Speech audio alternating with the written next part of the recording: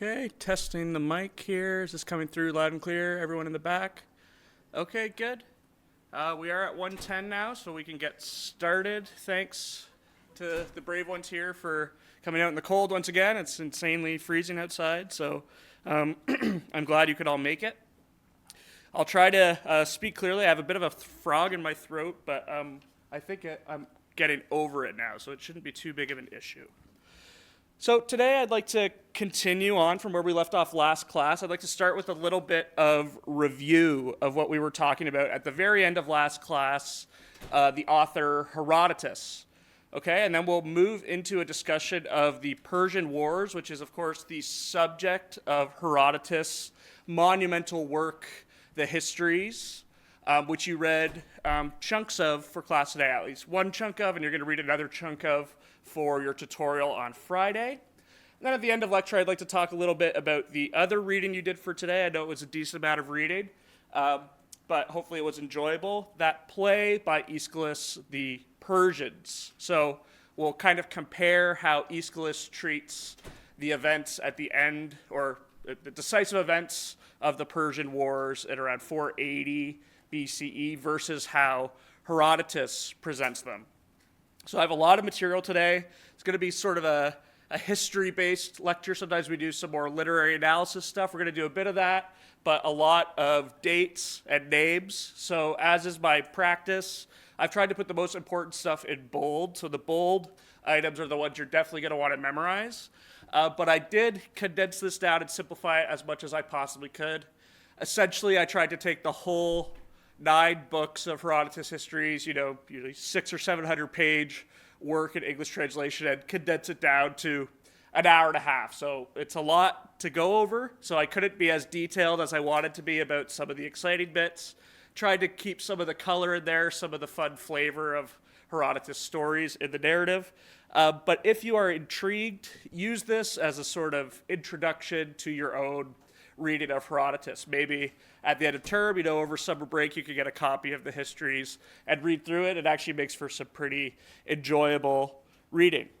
Okay, so let's get started with a little bit of recap. Could somebody here run me through who Herodotus was based on what we talked about last class? Yeah. An historian who spent most of his life living through the Persian War. Okay, good. So he was a historian, and he spent most of his life when the Greeks were involved in skirmishes with the Persians. So he was born right near the end of the major part of the Persian War, the beginning of the 5th century, and he's writing these histories in around the 420s BCE. You call him a historian. Why do we use that term? Where do we get this term historian from? Does anybody remember? Yeah.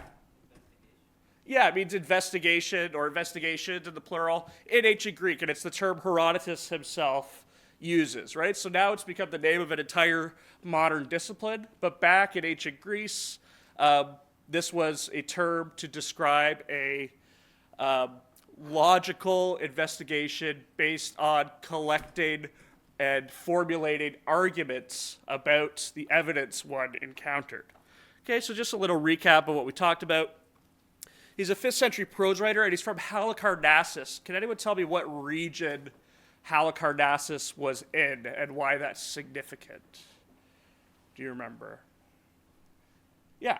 Ionia. It was in Ionia, and why is that significant? That's where the intellectual revolution was. Good. So throughout the 6th century, especially later 7th century, throughout the 6th century, there was this intellectual boom in this region of ancient Greece called Ionia, right? So Ionia links itself to several different Greek cities, but is really centered on the mid-west coast of what is now modern Asia Minor, right? So we talked about that city Miletus. We also talked a little bit about other cities close to Miletus, such as Ephesus, Colophon, and Halicarnassus, right? We talked about some of the different figures that emerged during this intellectual revolution and started thinking differently and organizing their thinking differently and communicating it differently to their peers about the world around them. So remember, we talked about Thales Anaximander and Anaximenes. Okay, so these are all in the background of Herodotus' project, and importantly, he comes from the same region as all these figures, even if several decades later. So he's inspired by these figures, and I call them here the logopoioi or the logioi. Does anyone remember what these terms mean? Logopoioi. Yeah, how about you this time? So natural philosophers, that was physikoi. Okay, nice try. Anyone else? Logopoioi, the word logos is in there. Yeah. Literally, approximate translation would be like writers. Yeah, good. Writers of, Logos, which is word. right, word, but what makes logos distinct from muthos? Yeah. Oh, sorry. Well, Warren has a Christian theological meaning later, but at this time it was more in the sense of like intellectual or what we would now call academic. Good, yeah, it's more academic. A muthos, right, is the type of story you tell with a narrative, right? The sort of thing we're familiar with from Homer, a story that explains the past, a story that explains one's history. Logos is a little bit different. It's a rigorous style of argumentation, closer to a sort of analytical essay. So tutorials this week, for instance, you're going to talk about summary versus analysis. A summary is kind of like a muthos, and an analysis is kind of like a logos. And good essayists, good historians will combine both summary and analysis in proper proportion. We see that Herodotus combines them as well. But what's really distinctive about literature at this period is this sort of shift away from exclusively muthoi, exclusively stories, over to a combination of stories and rigorous intellectual accounts. Okay? And that mirrors a shift from poetry, right? Oral, performative storytelling in a strict rhythmical, metrical structure accompanied by music, excuse me, over to a new genre of writing that doesn't rely on rhythm and meter, that was still likely performed, but it wasn't solely for entertainment purposes. It wasn't to music. It was to make a point, to make an argument, to teach a lesson. Okay?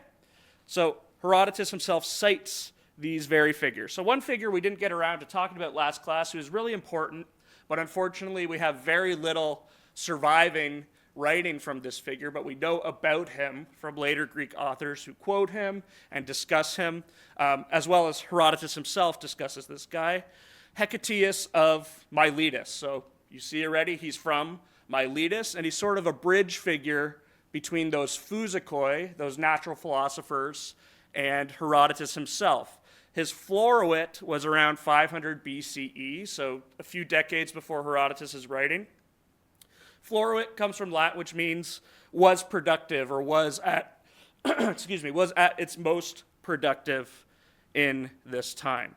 Okay, so he wrote these things called travelogues. He called them periegesies, essentially wanderings around, or voyages around the world is another name he had for them. Periodoi geis, traverses of the earth.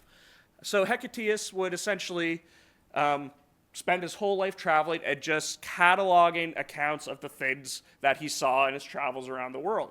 You can see how this was very influential on Herodotus, who takes it upon himself to do exactly the same thing with a little bit of a more specific focus to Athenian political history, namely the Persian Wars. What Hecataeus seems to be most interested in was the history of Miletus itself, his hometown. He also uses the term historiae, or investigations, throughout his work, although it wasn't his title. His title was periegesis, or travelogue. And he's specifically interested in the heroic ancestors of Miletus. So this links back to what we were talking about a few lectures ago, right, where one of the things these early Greeks were concerned about was how did they link back to those heroes of the Bronze Age and earlier. And Hecataeus discovers or argues that Jason is sort of the cultural founder of Miletus. He's this originary, colonialist figure who, in the story of the Golden fleece. He goes all the way to the far reaches of the eastern Black Sea. So Hecataeus says, Miletus has colonies over there. These colonies originate with the hero Jason. So he also wrote Heroologia, accounts of heroes. So we see the emergence of all these different subgenres of prose writing that are coming out of this 6th century Ionian intellectual revolution. So for Herodotus, all these physicoi are very important, the questions they're asking and the way they're approaching answers to those questions. But then also this guy, Hecataeus, and his travelogues and his accounts of Milesian cultural history. Okay, so what about Herodotus himself? Okay, so I talked about his style being what scholars sometimes call pedimental. And that's just a metaphor because a pediment in ancient Greece, right, is that triangular structure on a temple. So using the term pedimental just means you start with a point and then you expand outwards to multiple connected points in this sort of triangular formation. From each of these points, you expand outwards into another triangle and keep on building. So rather than a sort of linear flow, you have a main point at the beginning that just keeps expanding outwards and outwards and outwards. And another way of expressing this is just to say Herodotus is very digressive. He'll say, here's my main theme, here's my main argument. Oh, but to understand that, you have to understand the history of this. Oh, and to understand that part of the history, you also have to understand the history of this. So he keeps sort of expanding outward. Okay, another key aspect of his style we talked about last class is the emphasis on autopsy. Can anyone tell me what this term meant based on its Greek roots? Anyone who hasn't shared yet, perhaps? Autopsy, we still use it today at a medical context. Yeah. I think it was to see and to know by seeing. Yeah, good. So seeing is in there with this ops root, right? We think optical, things having to do with the eye. And the auta part, you can think of automaton or automatic, means of oneself or based in oneself. So seeing for oneself is what autopsy means. So what changes Herodotus from Homer, for instance, is he's not talking about information he's inherited through centuries of poetic storytelling. He's telling you accounts that, according to him, he heard directly from someone, or he could trace directly to their source, or sites he himself has seen on his travels. Okay, and then he's collecting accounts, right? He's a prose writer, but he's also a prose collector. He's taking the things that people have argued in his world, in his contemporary world, about the phenomena around them, and he's trying to record them all. So one of his constant refrains is hos legatai, which in Greek means as it has been said or as it has been argued. And you can see in that leg part of legatai the same root as logos. So this real emphasis on combining stories and traditional wisdom with accounts, rigorous argument, and a more academic enterprise.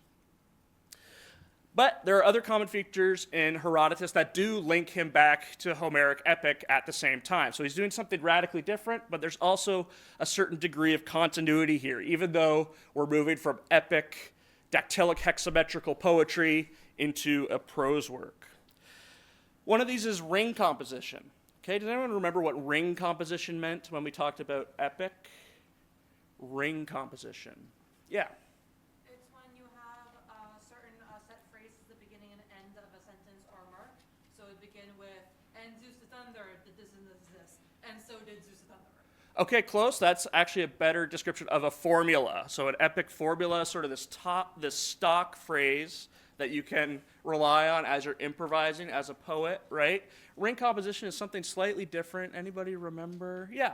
Is that where you present ideas A, B, C, and then you do, and to recap, here are ideas at C, B, A? Exactly. So this composing in concentric rings, right? So the beginning and the end match up, but there's multiple beginnings and endings nested within that greater beginning and ending. And this makes a lot of sense in an oral poetic context, right? Because, You want your audience to be keeping up with the story you're telling them. So a good way to recap that is to recap the thing that's freshest in their mind and then work your way backwards, okay? So we see this still in Herodotus' histories, which indicates to scholars, and we have some other evidence to suggest this, that even though Herodotus had access to writing and he evidently wrote down his histories and there was a textual tradition, he also performed these histories in Athens to a public audience. So obviously not all 9 books at once, but he clearly performed big chunks at a time to anyone who would listen. So there's still a little bit of an oral quality to this work that reminds us of Homer. Another thing he likes to do, just like Homer did, is lists and catalogs, right? So for epic poets like Homer and Hesiod, this was a way to prove that, you'd been blessed by the muse as the person in your society with the best memory, the person responsible for maintaining the historical record in the absence of any other technology. Well, now we get a continuity of that tradition, but we have the added technology of a written alphabet and a more rigorous system of keeping track of things through these logoi, through these intellectual academic accounts. And then we still have narrative episodes. Herodotus still likes stories, right, that are clearly not 100% based in fact in the way that we would expect from a historian, but are sort of narrative episodes to illustrate a grander point he's trying to make. His whole histories has a kind of moral, and in some sense, a lot of scholars have argued, a kind of tragic structure. So it resembles some of the early Greek tragedies we have in the moral outlook it has about the world. And a lot of these nested stories within it resemble the plots of Greek tragedies that we find in the 5th century in Athens. So either Herodotus was an inspiration to tragedians, or the stories he tells were the inspirations to tragedians, or tragedians were, or Herodotus was inspired by them.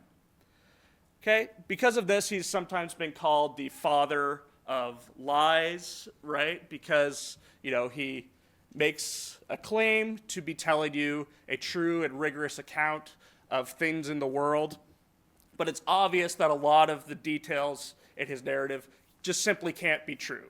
For instance, he's very bad with numbers. Anytime he mentions the size of an army, he's definitely way off base based on what we can gather using modern methods. And because of his emphasis on these sorts of stories, which are too neat and tidy, right? Too formulaic almost to feel like they could have ever happened. But as we saw with Hesiod's theogony, remember the muses said, we know how to speak lies like truth. I think it's the father of lies in this sense, right? The same way that, teaching in parables or something like that is a way to use a fictional story to express a higher kind of truth. It's possible Herodotus is after this sort of effect when he's using these mythoi. Like Homer, as we said, he's very interested in the human side of things, right? So divinities feature prominently. Herodotus has a very rigorous sense that the gods manage and engage in human affairs, but he's most interested in the human struggle, the human spirit, and how humans reckon with their place in the world as vulnerable to forces that are more powerful than them. And in that way, he's very much like Homer and Hesiod. And finally, he loves oracles and dreams, and he recounts many oracles, specifically from the oracle at Delphi, the main oracle in the ancient Greek world, where the god Apollo would reveal things to people, even still in Herodotus' own time. So he records all of these oracles that happened, decades and sometimes centuries before he was born. But it's important to keep in mind that this type of consultation of oracles was still something that Herodotus' contemporaries were doing all the time. Anytime they were in a particularly difficult situation, or they were in the middle of a battle or didn't know what to do, one of the first things you would do was send someone to consult the oracle to get a little bit of advice. Unfortunately for the Greeks, the oracle is never straightforward. It likes to give its advice in riddles, and often it could have two directly opposite meanings. So it ends up not always being super helpful, and Herodotus makes a lot of hay out of this. A lot of the flavor of his narrative comes from people trying to interpret these oracles and doing it incorrectly. Which again, for anyone who knows things about Greek tragedy, should remind you of some of the most famous Greek tragedies like Oedipus, for example. Okay, and then he also loves dreams. You know, people having visions and dreams of things happening, and those dreams in some way being able to forecast the future, which is also something we see a lot in Homer.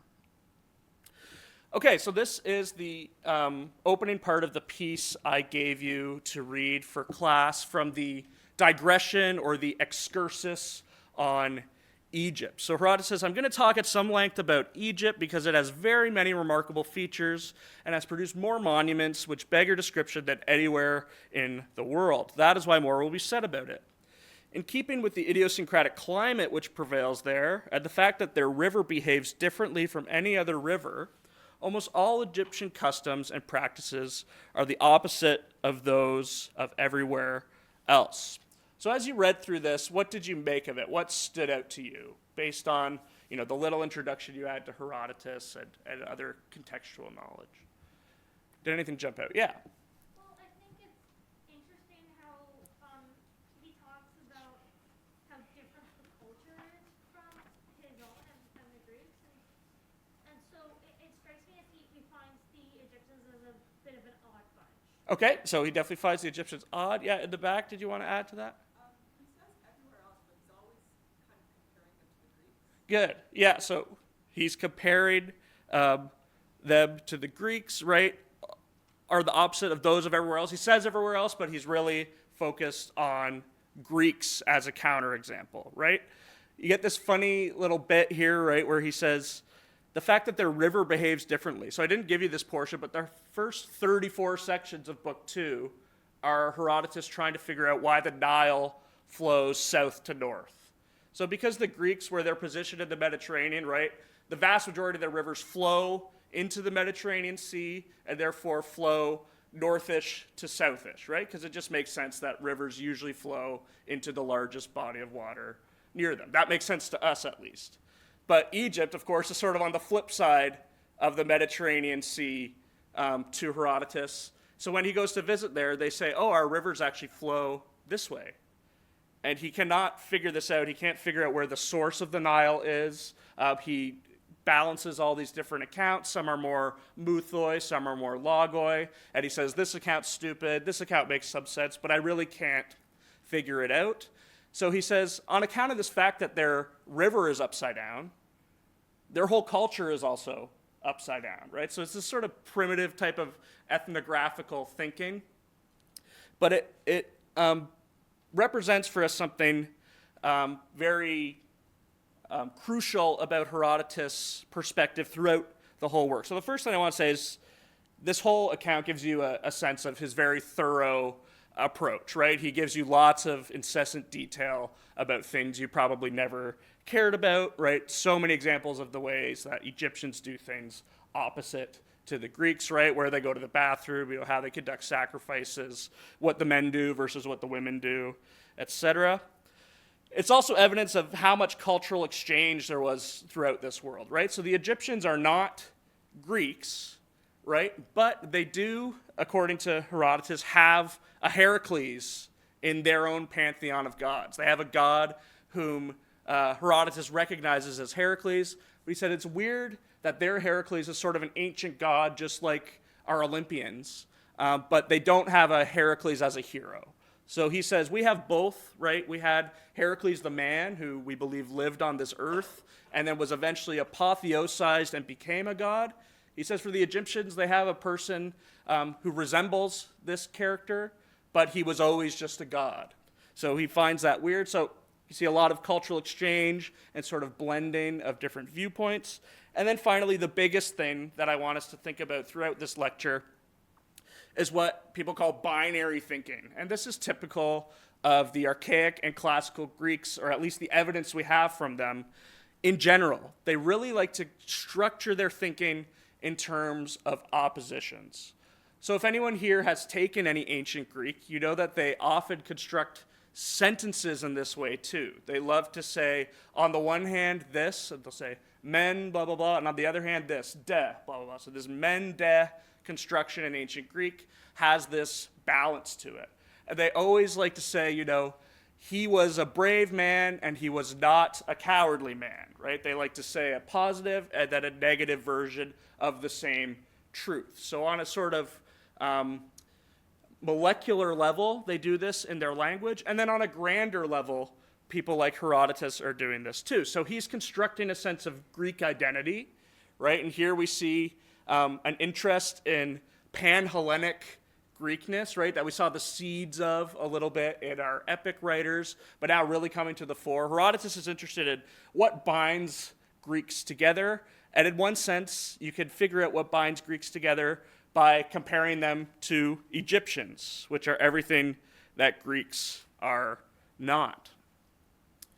So the important thing to take away from this is that everything about Herodotus' research is filtered through this strong ideological lens, right, of Greek versus other, of Greeks in opposition to the world around them. And not just opposition, but more problematically from our perspective, superiority and inferiority, right? So this impulse to other cultures around you, right, to consider them the opposite of you, is part of a larger impulse to designate yourself as superior to all of these non-Greek cultures, right?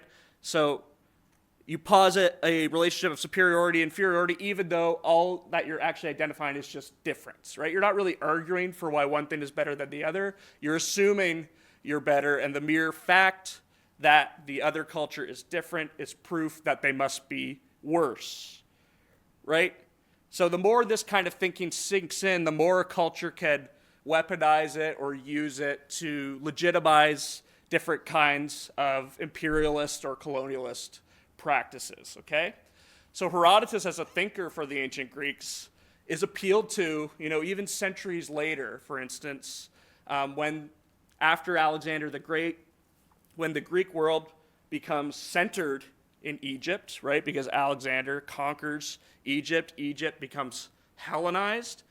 Greek thinkers writing from Egypt go back to Herodotus and say, look at the ways that Greek culture has always been superior to Egyptian culture. You Egyptians have to become more Greek. You've always been sort of secondary to us or other from us, and now you need to sort of assimilate to us. Okay, so there's a sort of nasty side of this binary thinking, and on the basic side, it's just sort of an ideological construct for understanding the world, but it can be used to legitimize these sort of colonialist practices.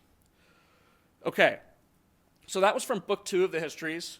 Jumping back now to beginning of Book 1. So we know by now that one of the first things we should do when we're encountering a new ancient text or an ancient text for the first time is look at the opening, what they would call the proem, or the sort of introduction, because Greeks will encode their themes and ideas and overarching conceptions of their work within this proem. So here's the proem to Herodotus' Histories. Herodotus of Halicarnassus here presents his research, his historiae, so that human events do not fade with time. May the great and wonderful deeds, some brought forth by the Hellenes, others by the barbarians, which he calls barbaroi. So here again, he's doing some othering. It's Greeks and then everyone else. By barbarians, he isn't referring to a specific group of people. He's referring to everyone who doesn't speak Greek. And this is where this word comes from. To Herodotus' ears, any language that wasn't Greek sounded like bar. So they called them the barbaroi, the people who go barbar. Okay, so that's where the term comes from. So he said, I'm interested in Greek stuff, but I'm also interested in the stuff of all those other cultures whose language sounds like nonsense. That these deeds not go unsung, and he uses the word aklea. So maybe you recognize the root there, kle. Think about that. As well as the causes, the itia, that led them to make war on each other. So anyone want to chat about what stands out to them in this proem. If you had to sort of summarize what Herodotus is after and why it's significant based on, his inheritance from the Ionian intellectual revolution and his position in culture, what would you say? Yeah. It seems mostly like he's just trying to record or the events that he finds important across the known world of the Greeks. Okay, good. So important events across the known world, right? Anyone else? Yeah. I think it's interesting that there's like this shift from like the muses or talking about like these like mythological events to like here is history and like here are these human events that you and I have observed or others have observed and I'm going to like write them down so they don't fade with time. Excellent. Okay, so no muses here, right? No appeal to a divine authority, right? We have no rhythmical poetry here. We have Herodotus of Halicarnassus front and center, right? A human person, and he's interested in human events. Okay? Yeah. It's interesting that he's very aware of time and that things do fade with time, and he's doing this, he says, for the express purpose of it not fading with time, which I guess, he's succeeded at so far. Great. Right. Like, he wants these people to be remembered and have the credit, and hopefully there's, like, not to read into it too much or impress upon it, but Yeah. he seems to have some type of future thinking that if people in the future can read this and understand the causes, maybe they wouldn't do it again. Good. Yeah, so he has a great understanding, right, of this fundamental human fear, right, of things being forgotten, right? And this is core to Greek literature from early on, right, because of where they came from, right, out of the Dark Ages with no writing technology, right? So this is the anxiety that pervades Greek epic, right? What happens after you die, right? If you just die, what was the point of it all? What's the one thing you can do to defend yourself against death? Anyone remember as a Homeric hero in the Iliad, for example? Yeah. It would be to die some sort of glorious death so that you are remembered by the society and therefore worshipped as some sort of hero. Good. It would be to be remembered for your great deeds of excellence, right? Arete. And who was going to help that be remembered? These bards themselves, right? And what was that remembrance called? Does anybody remember the term? The term for your heroic legacy that exists in epic poetry. Yeah. Kleos, right? So here we have this word aklea. So the a here is just a negative, right? So non-kleos. So he's saying in order that the wonderful deeds of humans do not lose their kleos, right? So he's appealing to the same framework as Homer's heroes, really, but doing it in this much more secularized and logos-focused way. Okay, great. So we get his signature, his name, front and center. He does, in this sense, actually remind us of Hesiod, who, remember, programs his own name into the beginning of the Theogony, right? And remember, Hesiod is a sort of precursor of these Ionian Physicoi, right? So he's relying a lot on muthoi, but starting to do some more abstract reasoning and starting to take a more inductive or empirical approach to understanding the world. The putting Herodotus' name front and center emphasizes his autopsy, right? It's his own personal information gathering. We get this binary thinking, right, that I pointed out, the Hellenes, and then everyone else all lumped together as Barbaroi. Why is he conducting this investigation? Human interest, fundamentally, right? He's a humanist, like Homer. The gods are going to be here, but what he's mostly interested about and how the gods affect human existence. He's interested in kleos, just like Homer. And he's interested in aitia. Remember, this is a key term for the Ionian Physicoi, right? The causes of things, right? They're all aitia and archai, right? First principles, the things behind everything, the things that start everything moving. Thales says water, Anaximander says the boundless, and Anaximenes says air, right? All different postulations about causes. Well, Herodotus uses this same word here as well. He's interested in the cause of this specific war between the Greeks and the Persians. Okay, so here we go. You ready for 9 books of Herodotean history in hopefully, about half an hour or so. Okay, So let's do it.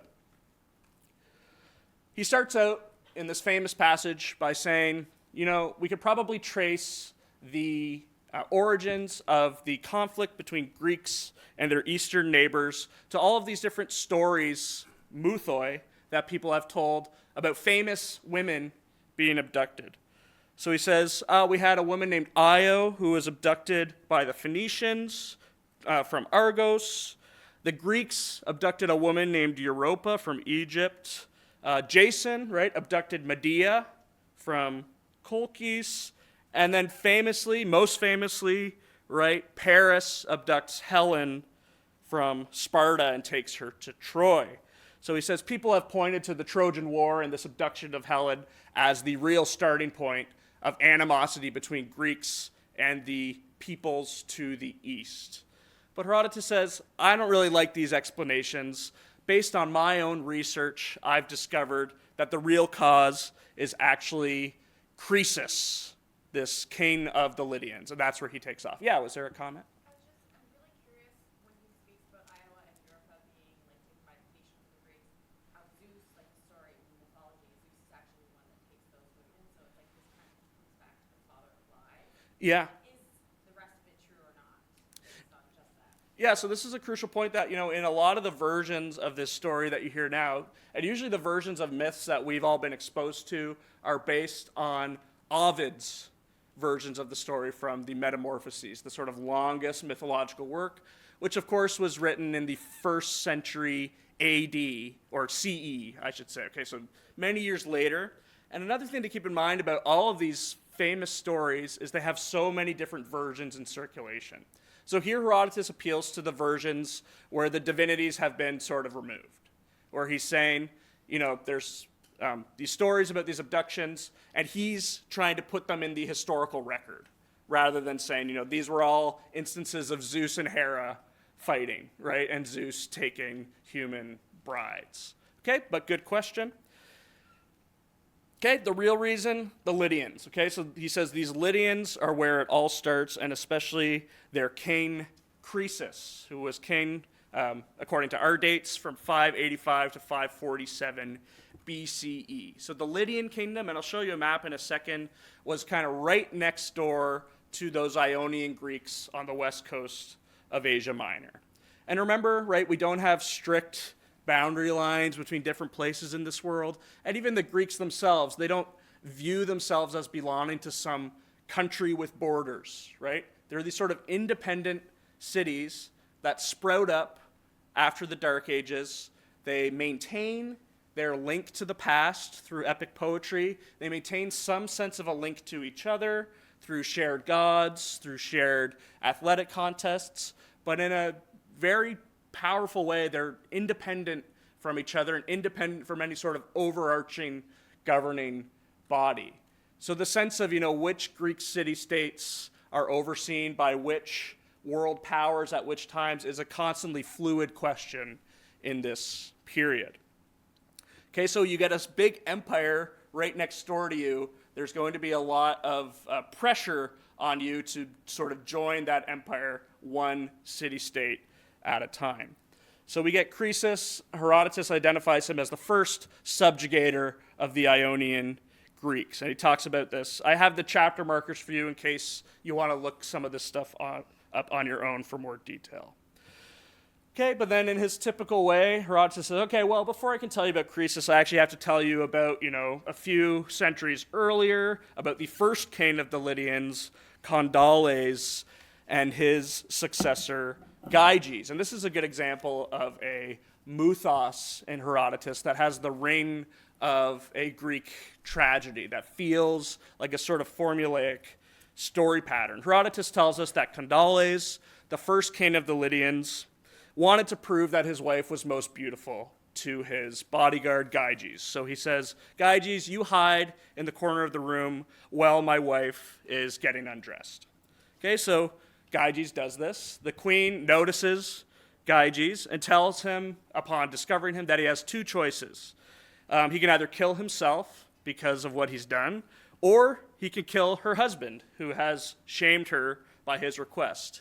Gyges takes the kind of more obvious option, right? Decides to kill King Kandales and takes the throne from him. So Herodotus is starting us out with a story, right, about unstable power, right? Ambitious political dissidents, usurping leaders, right? And people doing stupid things and then getting punished for them. This is the sort of moral framework that dominates the entire history. So he likes to insert these stories every once in a while to really bring this theme across. So Gyges rules for 28 years, then his son takes over Alyattes, and then finally Croesus takes over. Okay, and Alyattes, Croesus' father, already had started engaging in a few skirmishes with Miletus, that important Ionian city. So the Ionian Greeks were already in the sights of these early Lydians before Croesus takes the throne. Okay, that was the tragic mythos of Kandales and Gyges. Okay, here's a map just to make sure we're clear on where we are. So, it's kind of hard to find exact maps always for what you want to talk about. So this has some random things on it, but I've highlighted in green the most important stuff. So just a reminder of where Ionia is, right? So we have the Greek mainland here. We have the Peloponnese, right, this piece. Athens up there, there's Sparta. And then Ionia, the sort of center of Ionia, is this shaded section here on the west coast of Asia Minor. And you see right next door is the Empire of Lydia and its capital city, Sardis. I've also highlighted the Halys River because in Herodotus, he views rivers as sort of essentializing natural boundaries that sort of dictate where kings should stop, right? He says that these rivers are sort of put in place to delimit empires from growing too big. So whenever a king in Herodotus crosses a river, crosses a body of water, it's always a sign of hubris in some sense, a sign of taking a step too far, and you're in for some punishment. So he says, okay, there's this natural boundary to the kingdom of Lydia in the Halys River, but we'll see that over time, the imperial powers in this region go well beyond that boundary, ultimately to their detriment. Yeah? Does the Halys River flow towards the Black Sea? Likely, yeah, I think so, yeah. He knew about this river, right? Yeah, but it's not a Greek river, so he would probably say the same thing about it, right? It's upside down because it's not Greek. But I don't actually know what he says about the flow of the I don't know if there's a section on that. Okay. And then just a bigger map. So this just expands outward. So you have Lydia, Halys River is a little bit stretched. And then just some important things we're going to talk about. Another empire further east of the Lydians, the Medes, and then a subsidiary people within the Median Empire for now, the Persians. Okay, and the capital city of Media, or of the Median Empire, is Ecbatana. Okay, and then there's Athens and Sparta. So at this time, right, around 550 BCE, when Herodotus is launching into his Croesus narrative, these are the sort of major powers. Athens has a good Turanos named Pisistratus. We'll hear more about him next class. He's really bringing the Athenians into their own. They're inventing theater, right? They've got these great festivals. Everyone from the Greek world comes. They've got great artists. They've got great architects and sculptors and all these things. Sparta has sort of become the dominant power on the Peloponnese, right? So that whole almost island section of Greece, Sparta is basically in control of it. But then over in the east, we have Lydia as this dominant empire and Media as the dominant empire. Next time, Lydia is kind of what's separating the Greeks, the Ionians, from the Persians and Medians for now. Okay, then Croesus, after a few years of good rule and leadership, he famously invents coinage. Lydians become extremely prosperous and wealthy. He's a successful king, but he can't hold up to the Persians who eventually unseat him. And we probably have heard of this guy, right? Cyrus the Great, the first king of the proper Persian Empire, who who is in control for 559 to 530 BCE, he overpowers Croesus. So Sardis, the capital city, and all of Lydia succumb to Persia by 554 BC. So we get some fun details in Herodotus here too. Oracular consultation, he loves these, right? So Croesus goes, Croesus is familiar with the Greeks, he knows the Ionians, he visits Greek places regularly.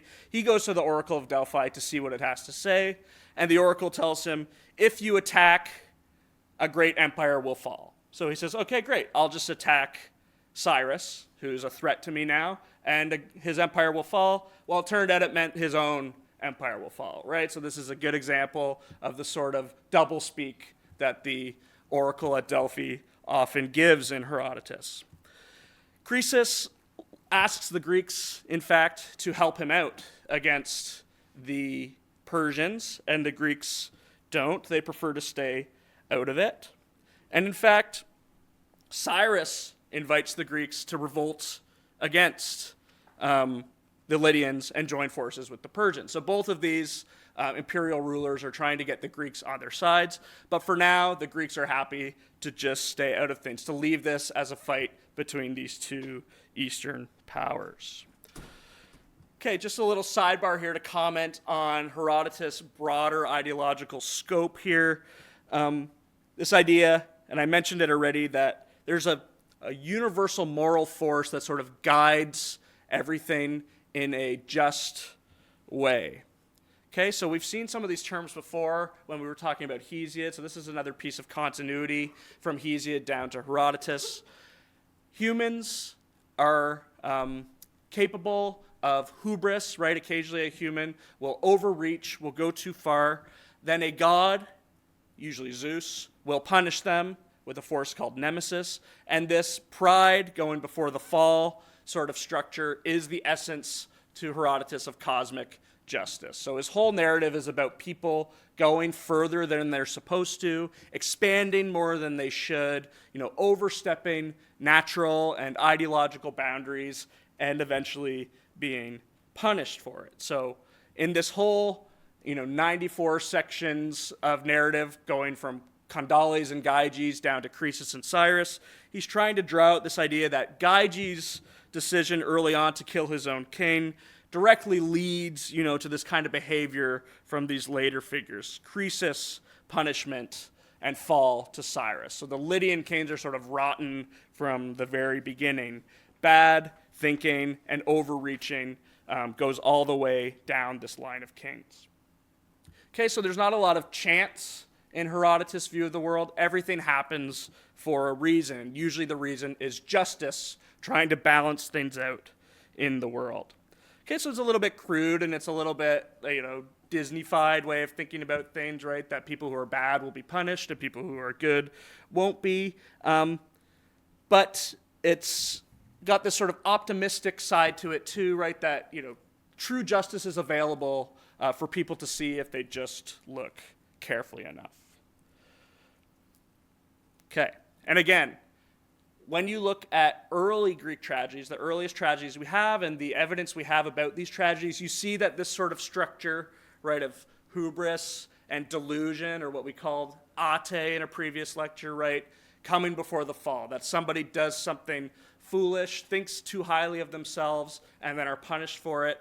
This is sort of the classic tragic structure, and in fact, it's the way that Aeschylus schematizes the whole Persian conflict in his play that you read for today as well, right? You get the ghost of Darius coming up and saying, the reason this happened is because Xerxes went too far, right? He should have learned his lesson that the Greeks can't be tamed, that the Greeks can't be subdued, and yet he tried to subdue them anyway. And he importantly crosses the Hellespont, this water boundary between the Eastern world and Greece, and for that he's received his punishment. Okay, then Herodotus does his thing. He goes, okay, so Cyrus was the king of the Persians, but who are the Persians? Okay, so he has to go back again and say, okay, they're originally subjects of this bigger empire, the Medes, and just like he had to tell us about the first king of the Lydians, now he tells us about the first king of the Medes. And again, it's all in this very ideological structure. He says, okay, we had this guy Deokes. He was a good king, right? He took care of his people. He built magnificent things, not least the capital city of Ecbatana, the 7-walled, 7-tiered city, like a giant wedding cake or something. In fact, I think Tolkien uses Ecbatana as his inspiration for Minas Tirith. So if you're a fan of Lord of the Rings, that's the 7-tiered city, I think, is based on Deokes' Ecbatana. Okay? And Herodotus describes him the way he describes a lot of other Turanoi in the Greek world throughout his histories, right? As people who often start out well, start out with their subjects, for lack of a better word, liking them and liking the benefits they bring to their city-states, but slowly they become corrupted, usually by fear of their power being stolen from them, right? Because remember, there's no stable basis for power in the Greek world right now, other than influence, strength, charisma, things like this. Okay, so we hear a little bit about Deokes, get a succession of a few more kings, till we get down to Astyages, who's actually the brother-in-law of Croesus. So we have the Medes and the Lydians at this point as allies, right? A marriage binding them in alliance with each other. And then we get another fun mythos about Astyages. Sounds like something out of Greek tragedy or something out of Homer. Astyages has a number of dreams. Okay, so he has one dream of his daughter, Mandane, urinating all over Asia. And he takes this to mean that out of Mandane's womb will come something that will pollute the whole known world. He has another dream shortly after of a vine coming out of his daughter's stomach and sort of choking the known world. Okay, so he takes these all to signal that the child of his daughter, his grandson, will usurp him, will take his power, and will overthrow his empire. So he wants to have this baby killed. His daughter, he marries her off to a Persian nobleman named Cambyses. And at this point, Persians are just a sort of subsidiary of the Median Empire, right? They're not that important. So a Persian nobleman is sort of like a nobody. He doesn't have Median blood. He's not a threat to Astyages. But these dreams suggest otherwise. So Astyages says, okay, I need to have this baby killed. He asks his attendant Harpagus to take the baby and expose it on a mountain. And this is exactly the sort of thing that happens to Oedipus, right? When Oedipus's parents receive an oracle that he will kill his father and marry his own mother, they try to have him exposed as well. And a similar thing happens where the servant who is sent to expose the child can't do it. He gets cold feet. He returns home to his own wife with the baby, and his wife has just had a stillborn child of her own. So she says, let's take this baby and raise it ourselves, and then you can bring the stillborn child to the king and say that that's his dead grandson. So they do this. Eventually, Astyages finds out what Harpagus has done, and he force feeds him his other children. And that's another detail that we find in some Greek tragedies, right? Are dueling kings, sometimes from the same family line, making each other eat their own children. Okay, we'll return to this when we talk about Greek tragedy in a few weeks. Okay, so likely none of this actually happened, right? This is just flavor, or these are traditional stories that Herodotus has inherited, or joined a few different strands of story patterns together to illustrate a broader point about these corrupted, anxious rulers of these Eastern kingdoms who are bad, who are like bad Greek Turanoi.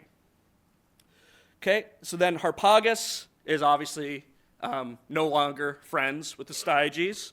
So Cyrus, this baby, whom he has raised as his own son, the grandson of Astyages, band together to overthrow Astyages, who is initially helped by Croesus. So already we have some animosity between Croesus and Cyrus based on this family drama. Okay, so Cyrus is in charge. He defeats Croesus, And then he goes on to some major accomplishments. Accomplishment number 1, he conquers Ecbatana and officially overthrows the Median Empire and starts the Persian Empire, right? So Persians were once a subsidiary part of the Medes, but because Cyrus is from Persian stock, right? He's Persian by blood. His father was a Persian. He starts a Persian empire and conquers Ecbatana. He keeps moving, conquers Sardis, he beats Croesus, and therefore, because Croesus had conquered Ionia, Cyrus now is in charge of the Ionian cities on the west coast of modern Asia Minor. And then he also conquers Susa, the main city of Babylon, another empire, that once had much more power, but is still in the region. He keeps venturing eastward, he keeps expanding, and eventually he's killed way out in Massagetai. I couldn't find a map that could get you all the way out there in any sort of detail, but it's plenty further than the last map we've seen out to the east. So he keeps on going and going and going until he can't go anymore, and Herodotus tells us that he's beheaded by this far eastern queen. But his successors keep on going. So after Cyrus, we get Cambyses, technically Cambyses II, right, because Cyrus's dad's name was also Cambyses. This is the Cambyses who conquers Egypt. And that gets us into book 2, where Herodotus says, speaking of Egypt, I have a lot to say about the matter. And then he takes a whole book telling us things about how they sacrifice and where they pee and things like that. Okay? Then we get Darius after Cambyses. He ventures widely and he attempts to take over Scythia, the region north of Greece. And Herodotus says, speaking of Scythia, I have a lot to say about that place too. And then he takes all of book 4 telling you about Scythian practices. Okay? Then after Darius, we go down to Xerxes.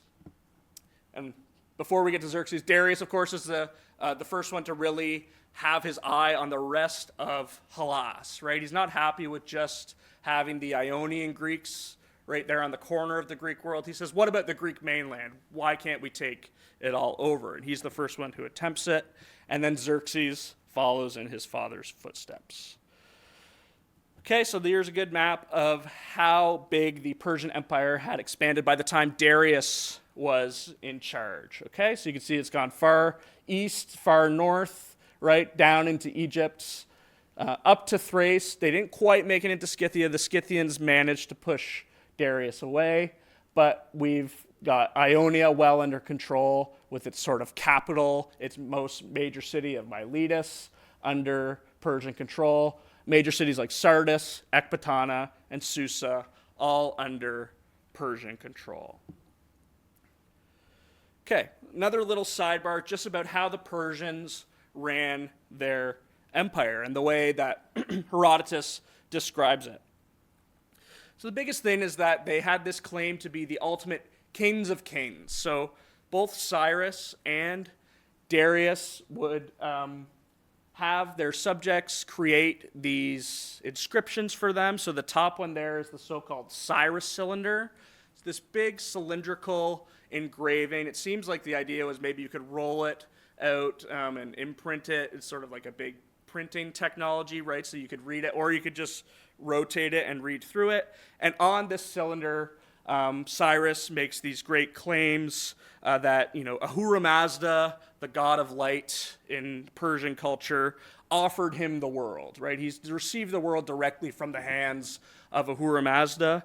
And not only that, but on this cylinder, we hear that the Babylonian god Marduk also is cool with Cyrus being the king of kings. Okay, so this is a way for them to sort of appeal to their subject states, right? The Babylonians are under Persian control, so this is a way to convince the Babylonians, right? Even your gods say that my rule is legitimate.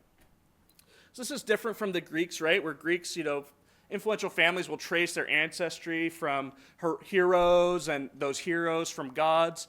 But the Greeks don't really say things like Zeus says I'm king, that's why I'm king, because usually that's just a way to get people mad at you and to lose your power. But this is really the way the Persians believed their kings came into the world, as sort of ambassadors directly from the gods who had unlimited imperial aspirations. This is something the Romans much later will follow, this idea of imperium sine fine. They said empire without end. Another phrase from the modern world, manifest destiny, right? In American history, right? This was the idea that Americans had a claim on the North American world, and it was clear to them that they were entitled to expand further westward as the owners of North America, right? So it's the same idea. There's nothing stopping you from expanding if you want to expand, because the God of light himself has given you the world. Okay? So they would establish what they called satrapies, right, in their various provinces of their empire, right? And they'd let locals govern these satrapies. So they wouldn't necessarily impose a Persian person to live there. They'd say, okay, this is a Greek city. We call it a satrap now because it's Persian, but you, Greek guy who is in charge here, right? Everyone already respects you. You can continue to be in charge. Just make sure you pay us tribute, right? And you don't, question the authority of the King of Kings. And we'll let you do your things. We'll let you worship your gods. We'll let you build your own altars. And what historians sometimes call the mosaic model, right? Rather than the melting pot. Not everyone has to conform to a Persian way of life.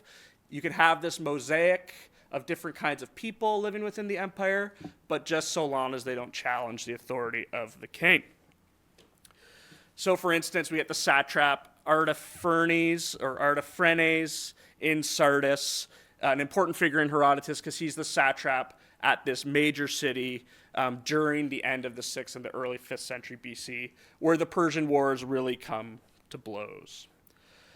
And in general, this is a very peaceful, so this is now actual modern historians looking back at the Persian Empire and saying, it seems from, non-Herodotean evidence that most people were happy living under the Persian Empire, right? Just like most people were happy living under the Roman Empire, because you didn't really notice it that much. You're kind of still just doing your own thing. Sure, there's an emperor out there somewhere, and sure, that theoretically, if you got out of line, the army would take you out. But as long as you are just doing your thing, no problems. So this is where the actual evidence versus Herodotus account kind of clash. Herodotus really wants to make it seem like the Greeks are constantly chafing against the Persians, right? That the Greeks hate the Persians because the Persians enslave them mercilessly.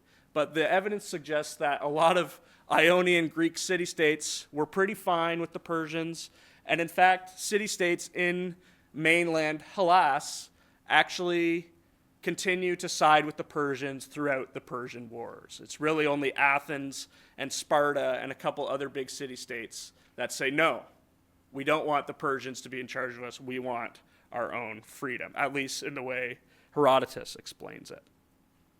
So, for instance, the city of Miletus, this famous Ionian city, with all of this wealth and trade and economy, it keeps getting wealthier, and it's Turanos, a Greek guy, Histiaeus, actually becomes very close with Darius to the point that Darius wants him to govern a Persian satrapy eventually. Okay, keeping going, now we're getting into the thick of things. So right in 499 to 495 BC, we get the Ionian Revolt, and this actually stems from this very Turanos of Miletus. Histiaeus, he's called by Darius over to Susa, that old Babylonian capital, to be in charge there. And he says, okay, this is obviously a promotion, but at the same time, he's worried about losing his foothold of power back in Miletus.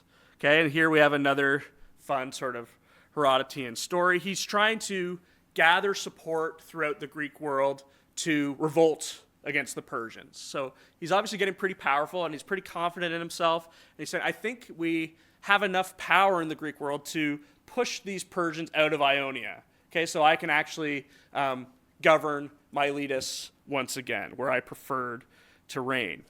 So he sends a message to the Athenians by shaving it into his son-in-law Aristagoras' head. Okay, so he shaves a message into his son's head, put a hat on, say, okay, now no one will be able to track you carrying some sort of message.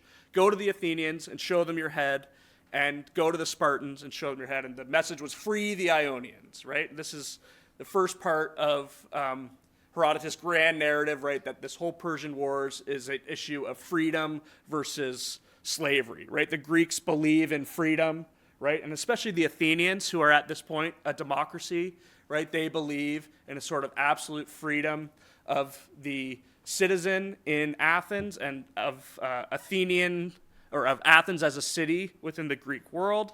They don't want to be under anyone else's control.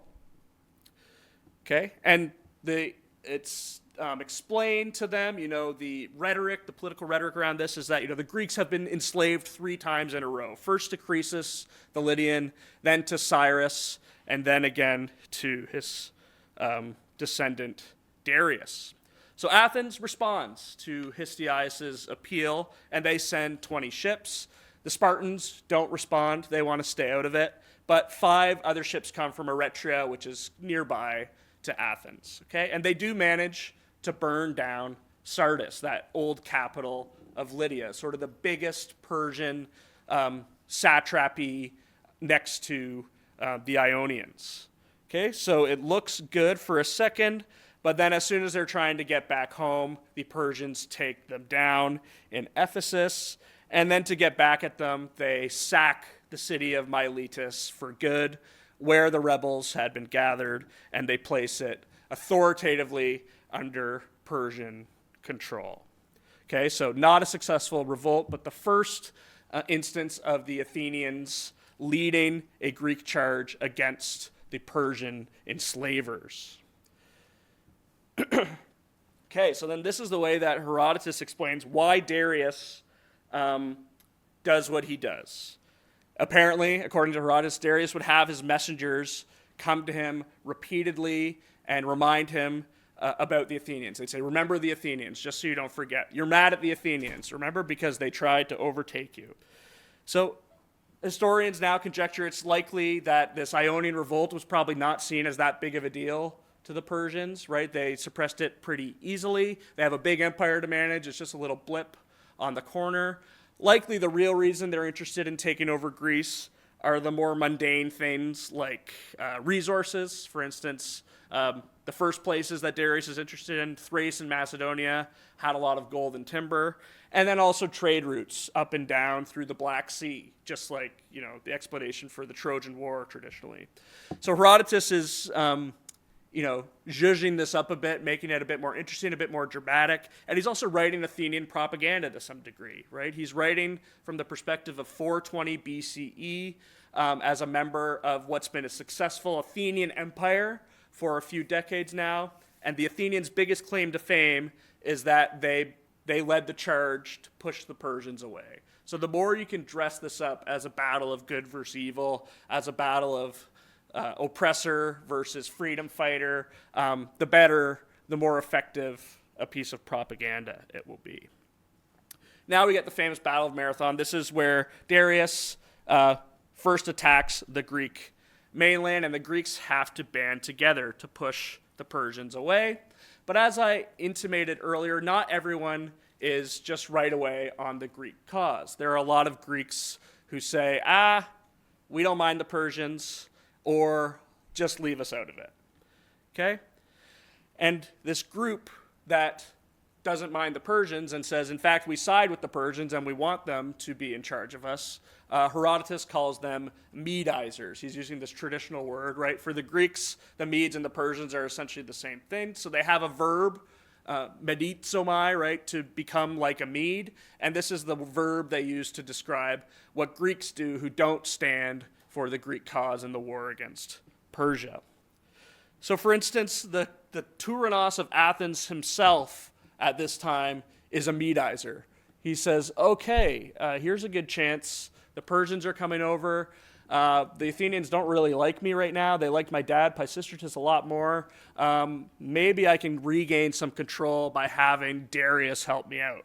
Okay, so this guy, Hippias, for instance, was a Medizer, but the other Athenians were not. They wanted to fight against the Persians.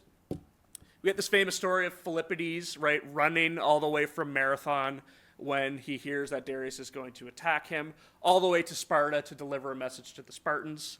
Because he has to run there, it takes them, and because they don't want to fight during a specific eclipse for religious reasons, they come too late and they don't end up helping in the battle. But this is where we get the modern term marathon from, right? A long run. Okay, but the Greeks do manage to win at Marathon, led by Athens with the help of the city-state Plataea nearby. Okay, and this is the huge moment, right, where the Athenians have stood up to the Persians, despite the fact that their peers, many of their peers Medized, right, and didn't believe in freedom, right, were okay to be slaves to this foreign master. The Athenians, on the other hand, were the Marathonomachoi, the fighters at Marathon. So you get these traditional figures of Athenian culture who fought at Marathon who could claim this title. And one of these people was Aeschylus himself, the guy who wrote the play, The Persians, that you read for class today. He was a Marathonomachos. He fought in this battle. Okay, right after this, the Athenians get an influx of cash from these silver mines they have in a place called Lareion in Attica. And they're thinking to themselves, what do we do with all of this money? The best Athenian general at the time, a fellow named Themistocles, says we should invest in a navy because it seems like these Persians probably aren't through with us. So first of all, the Athenians had their own mini battles going on with some neighbors that they needed ships for. And Themistocles says, in case the Persians come back again, let's spend some years really building up a navy. So the Athenians, in the course of a few years in the 480s, become a massive naval army. Okay, at the same time, Xerxes wants to take vengeance, according to Herodotus, for the fact that his dad got shoved out of Greece at Marathon. And he says, okay, if my dad couldn't do it, I'm going to be the one to do it. So he famously crosses the Hellespont. So the Hellespont is that little slice of water at the base of the Black Sea that separates Greece from the Eastern world, from modern Asia Minor. So this is a great instance of a sort of river crossing or a water crossing in Herodotus. And he builds a bridge out of boats, out of pontoons. He lays them all side by side, and he marches his army across the Hellespont. It's a very symbolic moment. And Herodotus says as he does it, he actually whips the Hellespont himself, sort of saying, I'm master of the water. And this is a callback to what Achilles does in the Iliad when he battles a river, literally in Iliad book 21, he battles the river Scamander. Okay, so this is, for a Greek reading or hearing this from Herodotus, this is, an example of hubris par excellence. This is the exact sort of thing you do right before you have a real humbling experience. He convinces a few different Greek polis to Medize, especially the Thebans and the Greeks from Argos. This is really the source of Athens' animosity against Thebes, which will linger and linger. And we see this coming up in Greek tragedy as well, right? Where most Greek tragedies take place in Thebes. It's kind of this anti-Athens. It represents everything that the Athenians don't believe in, a sort of corrupted version of the Athenian polis. So there's going to be plenty of animosity between Thebes and Athens across the 5th century because Thebes would not stand with Athens in the war against Xerxes and Darius. Another oracle, famous one that Herodotus recounts, Athens will find shelter in her wooden walls. And by this, the oracle, it turns out, seems to have meant their ships. It's these ships that save the Athenians. They become defined after the Persian Wars as a naval power. The Athenians team up with Sparta, and Sparta is at the time at the helm of what they call the Peloponnesian League, a group of allied polis in the Peloponnese that work together. Sparta is in charge of them.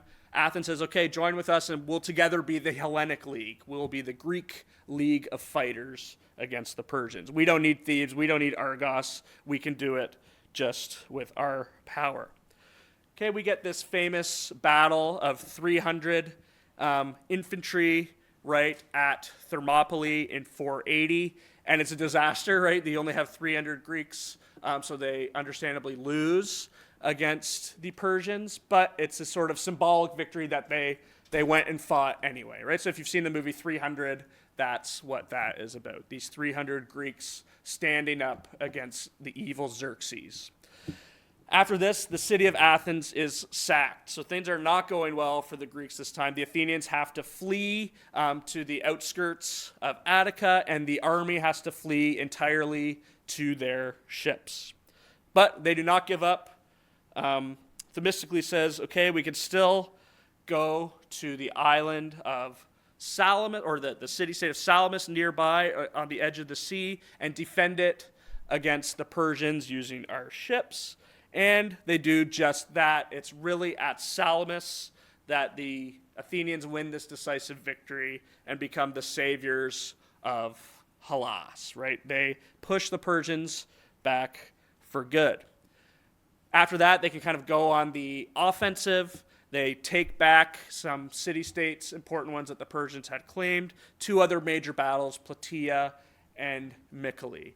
There are tons of details about these battles in Herodotus. If you take a Greek history course, a third year Greek history course or something in your time here, you'll learn a lot more details about them. For the sake of this class, just knowing their name is going to be pretty much significant enough, and knowing their importance in the sort of general history of the Persian Wars.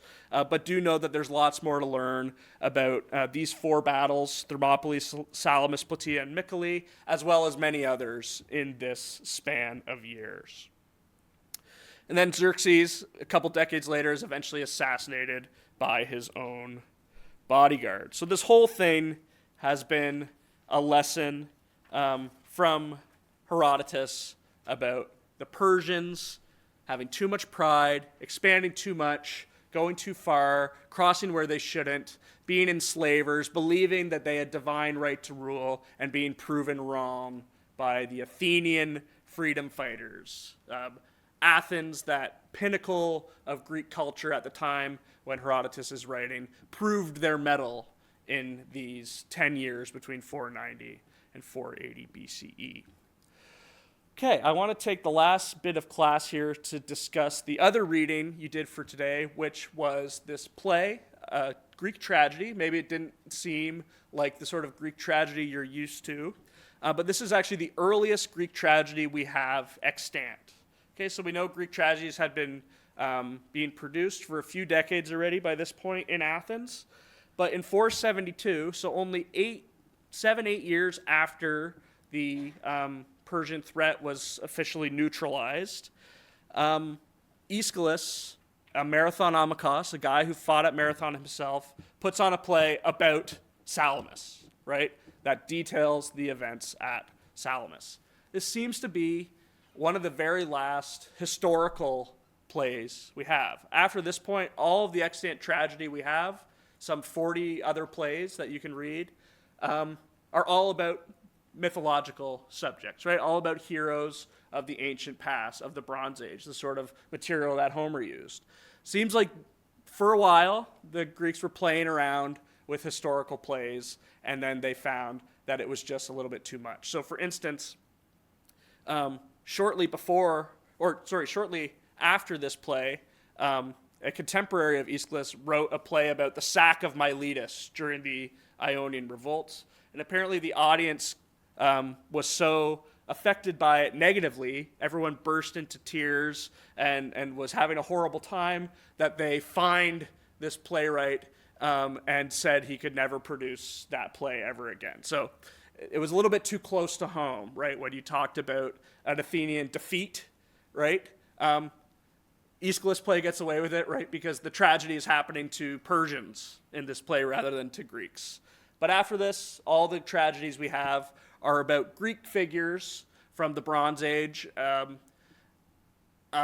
undergoing tragedy, okay? So they'll sometimes have exchanges with other cultures and stuff, but they're really much more focused on the mythic past and focused on Greek. So this is very much an outlier, but it's an interesting play still. So what did you make of it? Any impressions of the play that you wanted to mention or ask about? Yeah. Well, I thought it was interesting how they kept referring to it was pretty much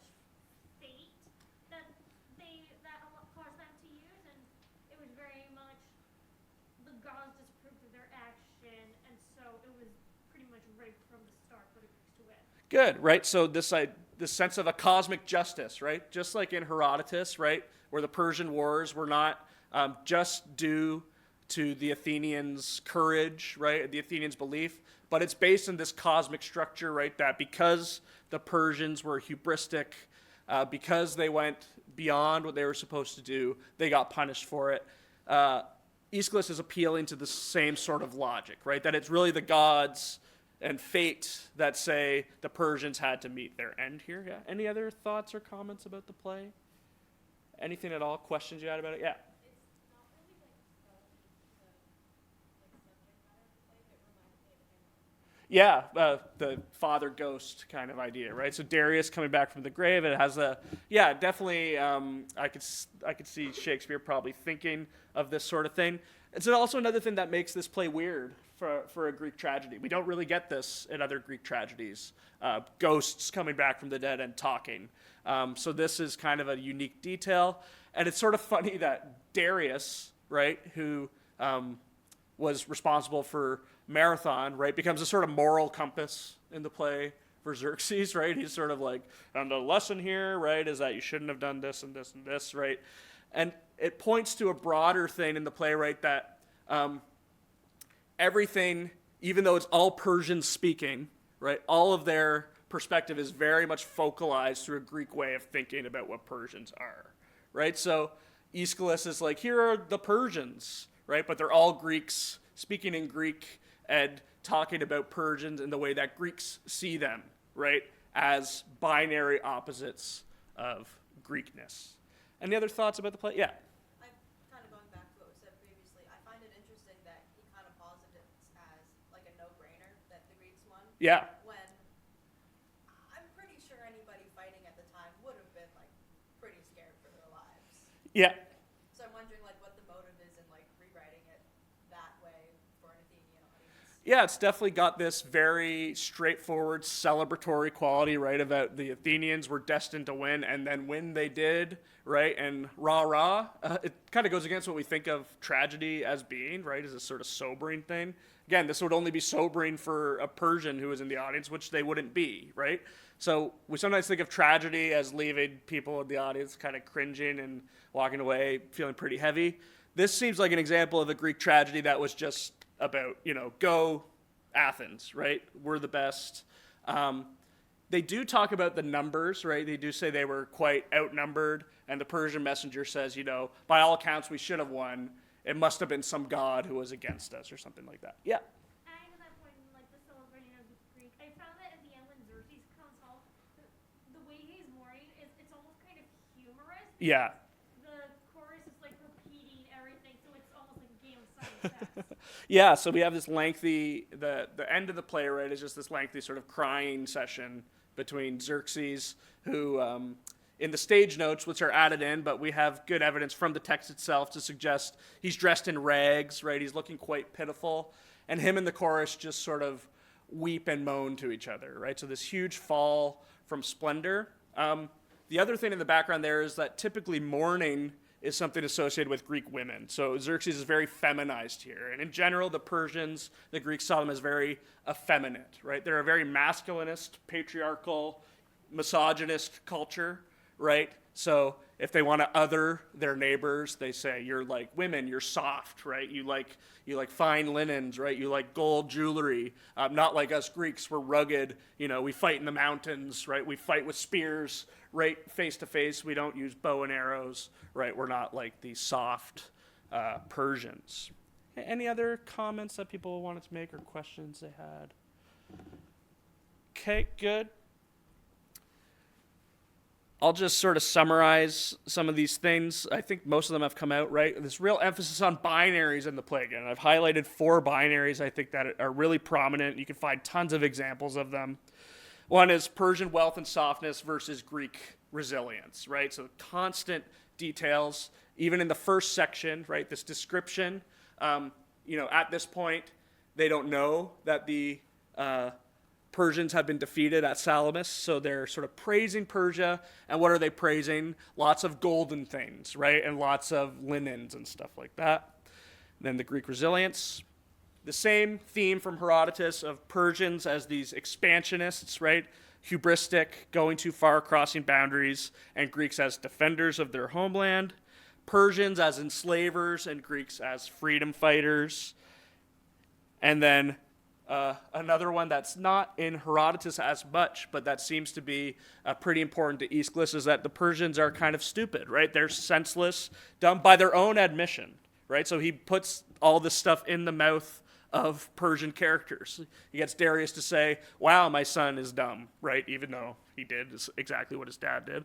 That they're impetuous, that they don't think before they act, whereas the Greeks are strategic, right? We get a fun detail in the play that's from Herodotus as well, or that I guess Herodotus takes it from Aeschylus maybe, that one of the reasons the Greeks managed at Salamis to defeat the Persians is because Themistocles had convinced Xerxes that he had Medized, that the Greeks were not going to defend Salamis, and that the Persians could split their fleet and only send half their fleet to Salamis. Because of this strategic decision by Themistocles, they only had to fight half the Persian force at a time, okay? This is a very brief reference in Aeschylus' play, but he does make these sort of references to Greek wit, Greek cunning, Greek logos, right? Greek thinking, Greek intelligence. And then this was mentioned, the Greeks went based on divine favor for their cause. This is the sort of moral structure to the universe, and in this case it favors the Greeks because they're the non-hubristic ones. And again, just to reiterate, this play is different from other Greek tragedies, which, while they do have some sort of advertisement in them sometimes for Athenian greatness, they're often forcing the Athenians to reckon with their society and to think hard about things, right? And they don't necessarily leave you just with a feel-good sense as you walk into the theater, like, oh, we're all doing everything right as Athenians. Quite the opposite, in fact. This play, on the other hand, this early historical play, is just to make the Athenians feel good, right? And we'll learn more about the tragic festival next week, but this was a place where people came from all over the Greek world in the middle of the 5th century to hang out at Athens for a weekend, right? To watch plays and to watch different types of performances. So this is a way to show off, right? To remind everybody, yeah, remember how we're still free and the Persians aren't here? That was because of us. You want a reminder? Here's a very vivid description of the Battle of Salamis and what we did that was so awesome there. Okay, and then just a few quotations from the play which really bring this out. So one of the things that, on your midterm and final that I'm probably going to ask you to do is to analyze some quotations from the readings we've done in this class. I'll try to do a lot of this work in lecture as we go, but some choice ones. We get this dream, right? Another thing linking Aeschylus and Herodotus together. The queen, Atossa, she says she had a dream of 2 women, one dressed as a Persian and one as a Greek. And her son, Xerxes, was trying to restrain and soothe them, placing yoke straps under their necks. The first one, the Persian woman, stood tall and proud in the traces and kept her mouth submissive to the reins. The other struggled, smashing the yoke at its middle, right? The Greek will not be tamed, will not be yoked, whereas the Persian is okay being enslaved. The Course of Persian Elders says the Greeks use spears to stand and fight. They carry shields and heavy armor. They call themselves no man's slaves or subjects. And this is right after someone asked, did they use bows and arrows? No, they didn't fight from a distance. They came right up. This is an example of Greek hardihood, right? Greek bravery. Persian Messenger, in a long section that I've just taken some little bits and pieces from, it's talking about the numbers. He says, we had, by all accounts, way more fighters at Salamis. We had more ships and we had more people on them. We can't seem to you, the queen, to have been inferior in the battle, can we? Yet some divine power destroyed our host. And then this great part, which makes me think of Herodotus and the Barbaroi. It says, a great shout was to be heard. And this, I know there's a few spelling mistakes here that I have to fix. The messenger quotes what the Greeks said. He said, "O sons of the Greeks, go on, free your fatherland," blah, blah, blah. And then he says, from our side, a clamor in the Persian tongue rose up in answer. And he doesn't quote what the Persians said, and he calls it a clamor, right? It sounds like a rattling, like a clanging. It's not pure and pristine like the Greeks' cry to free their fatherland. course, it's nonsense that why would a Persian say it that way, but you see the ideological power of Aeschylus putting this in a Persian's voice. And then finally, the sort of culminating, climactic speech of the play is the ghost of Darius coming up and saying to the queen all these things about his son, right? Was it on land or by sea that Xerxes made this foolish attempt? The queen says he devised a yoke for Helle's strait, so referencing the fact that he bridged the Hellespont with this pontoon bridge. For them, that's another image of yoking something in nature that should not be yoked. Just like the Greeks will throw off their yoke when someone tries to enslave them, their very bodies of water won't be suppressed by Persians, right? You try to yoke the Hellespont, you're going to get what's coming to you. And then Darius reiterates, it was some great god who came alas to make his mind unsound. A mortal man he thought to master all the gods, right? Hubris, hubris, hubris. It was folly, a sickness of mind possessed my son. What else? Okay? Get the picture? So same sort of ideas coursing through Herodotus' history and Aeschylus' Persians, even though they're in radically different genres. And Herodotus is writing his histories 50 years after the fact, right? So he also wants to remind people of what the Athenians did that was great. He's interested in cataloging lots of good information, right? He's interested in answers. He is a rigorous, proto-scientific mind, but he is guilty of extreme ideologizing, right, of his people and what they did in this battle. Okay, any questions or comments remaining? Okay, good. So on Friday, you're going to talk about this little episode in Herodotus' histories between King Croesus of the Lydians and a Greek sage who goes to visit him named Solon and gives him just this sort of warning, right? Warning to avoid, thinking too much of yourself and things like that. Okay, so enjoy that and enjoy the weekend, and I will see you all again on Monday.